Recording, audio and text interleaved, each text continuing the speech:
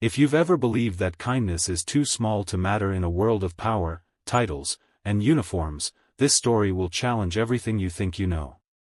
Imagine a room full of the best doctors money and rank could buy, all standing silent. A 4-star general, trained to face war without fear, was breaking inside because his daughter was slipping away. And then, from the corner of that hospital room, a man everyone ignored whispered one word that changed everything: stop. Before the story begins, take a quick moment to support the channel. If stories about humanity, compassion, and unexpected heroes move your heart, please subscribe, like this video, and share your thoughts in the comments. This is Kindness World, where small acts of kindness become powerful stories that stay with you.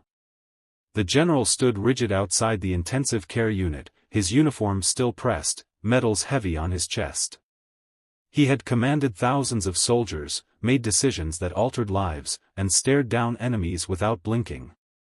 But nothing had prepared him for the sight of his 14-year-old daughter lying motionless behind a glass wall.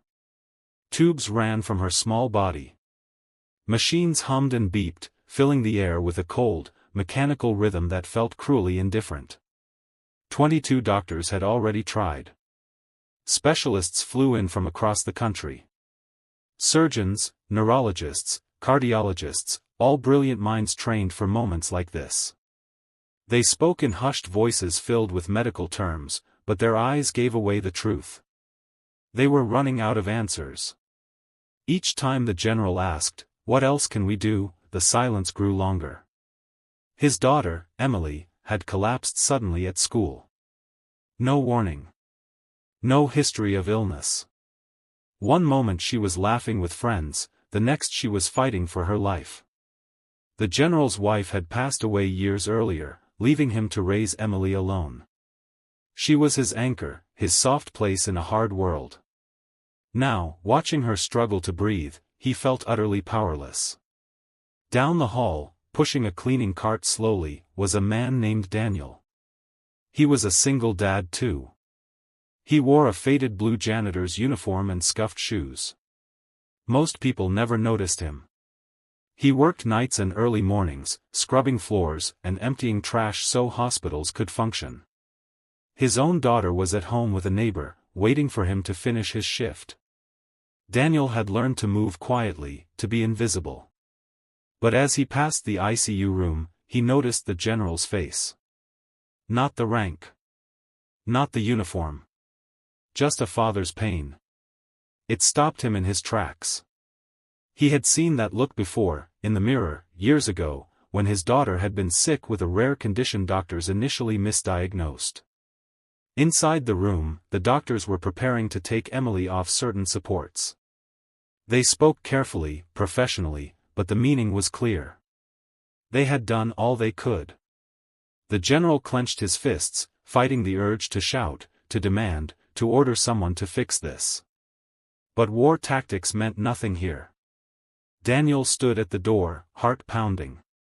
He knew his place. He was just a janitor. But he also remembered a detail from his daughter's case, something a tired nurse had casually mentioned that changed everything back then. A small thing. A different angle. A pause when everyone else rushed forward. Before he could talk himself out of it, Daniel stepped closer. His voice came out shaky but firm. "Stop," he said. The room froze. 22 heads turned toward him. The general's eyes narrowed, confusion and anger mixing together. One doctor opened his mouth to object. Daniel raised his hand slightly, not in authority, but in desperation. "Please," he said quietly. "Just stop for 1 minute." Security shifted at the doorway, but something in Daniel's voice made them hesitate. The general studied him, really looked at him. Noticed the worn uniform. The tired eyes. The fear mixed with hope. Against all logic, the general nodded. 1 minute, he said. Daniel took a breath. He explained his daughter's illness years ago, how the symptoms didn't fit neatly into the usual explanations. How one doctor had finally asked what everyone else assumed away. Have you checked for pressure caused by an unusual reaction, not the common one? He asked. In my daughter's case, the treatment everyone was using made things worse. She needed the opposite approach. The doctors exchanged glances. One frowned, another crossed his arms. But a younger doctor's eyes widened slightly. That's unlikely, she said slowly, but not impossible. The lead physician hesitated. Pride battled responsibility. Finally, he sighed. Run the test, he said. It won't hurt to be sure. That minute stretched into 10. Then 20. The general stood perfectly still, afraid to breathe. Daniel backed away, ready to disappear again, convinced he had overstepped. He whispered a prayer he hadn't spoken in years. Then a doctor suddenly said, "Wait." Monitors shifted. Numbers changed. A nurse leaned closer to Emily. "Her vitals are stabilizing," she said, disbelief in her voice. The room filled with movement. Adjustments were made. New instructions were given. Slowly, impossibly, color returned to Emily's face. The general's knees nearly gave out. He gripped the bed rail, tears streaming down his face without shame. Hours later, a doctor approached him. "Your daughter is going to make it," he said softly. "If we hadn't paused when we did." The general turned, searching the room. "Where's the janitor?" he asked. Daniel was already back in the hallway, pushing his cart, trying to process what had happened. The general found him and stood at attention, then did something no one expected. He extended his hand. "You saved my daughter," he said. "Thank you." Daniel shook his hand, overwhelmed. "I just didn't want another parent to go through what I almost did," he replied. In the weeks that followed, Emily recovered fully.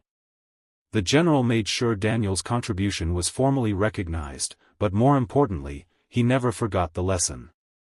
Rank doesn't equal wisdom. Titles don't measure heart. Kindness and courage can come from the quietest voices. Daniel went back to cleaning floors, still a single dad, still tired, but now carrying a deeper confidence. He knew that being kind, being brave enough to speak up, mattered. And maybe that's the real message. You never know when your voice, your experience, or your simple act of kindness might be the one thing that changes someone's life forever. So speak gently. Listen closely. And when your heart tells you to stop and help, don't stay silent. The world needs that kind of courage more than ever.